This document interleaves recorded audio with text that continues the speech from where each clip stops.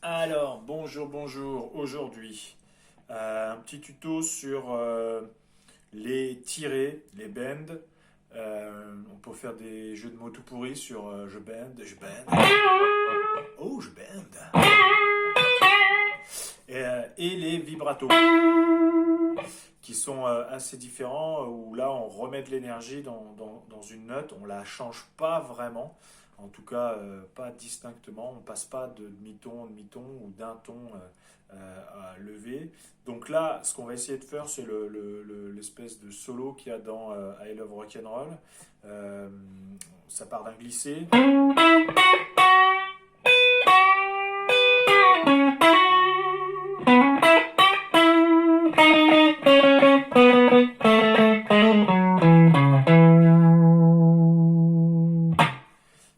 On a un petit glissé ici jusqu'en 11. On a notre tiré de un ton. Donc on va aller rejoindre cette note. En fait, on passe de celle-là à celle-là. Et donc vraiment,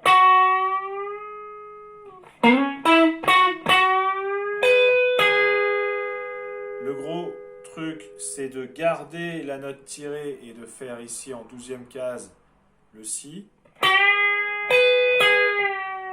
Et on redescend sur notre note initiale.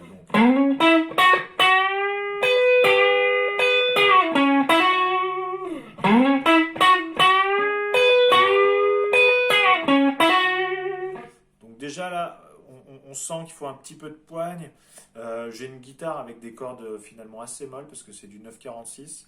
On est sur un manche donc ici rosewood où ça claque moins, donc on peut se permettre d'être plus sec dans nos attaques et on tire les notes jusqu'à atteindre finalement une autre note. C'est pas au hasard qu'on fait les bends. Les bends, c'est vraiment passer d'une note à une autre note. Donc on passe de là à là.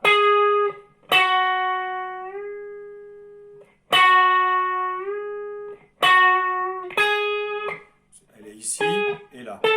Là. Et du coup, euh, on peut faire cet exercice-là comme ça.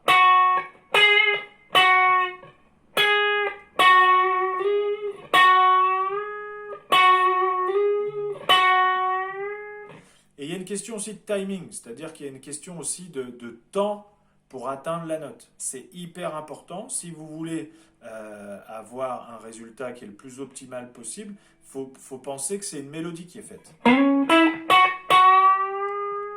Si vous faites et vous vous dépêchez d'aller sur la note, vous allez avoir non seulement une note qui ne sera pas très juste, parce que vous allez mettre trop d'énergie pour tirer la note, mais en plus, vaut mieux toujours être un tout petit peu en dessous plutôt qu'au-dessus. Au-dessus, l'oreille détermine quelque chose de très faux, alors qu'en dessous, elle va essayer de le combler et finalement, de façon un peu psychoacoustique, vous allez avoir l'idée vous-même d'ailleurs de tirer un peu plus pour atteindre la note et vous allez mettre un peu plus de temps, mais ce sera toujours mieux.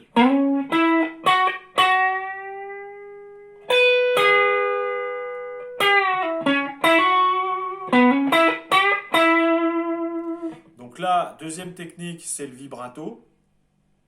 Le plus facile, c'est de faire finalement un vibrato avec l'index. Moi, j'aime bien enlever le pouce et me mettre en appui ici sur le manche et faire un peu comme si finalement on était en équilibre sur la tranche inférieure du manche là.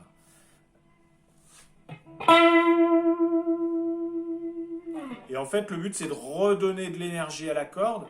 La corde, elle vibre en tournant sur elle-même, enfin en vibrotant.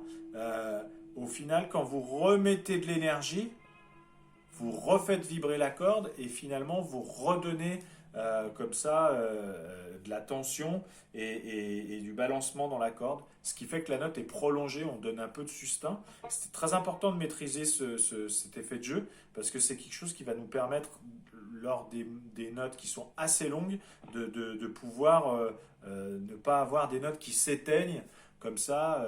Et souvent, les guitaristes qui débutent les bends ou simplement les vibratos mettent beaucoup de gains sur la distorsion pour avoir cet effet de sustain qui est prolongé. Alors qu'en fait, avec le temps, on se rend compte qu'on a un son qui est plus tranchant avec un peu moins de gain et on a un son aussi qui continue à sonner, qui continue à vibrer dès lors qu'on remet de l'énergie perpétuellement avec ces petits vibratos. Voilà, j'espère que vous allez travailler d'arrache-pied pour maîtriser ces techniques. Je vous dis à plus tard. Bisous bisous chez vous.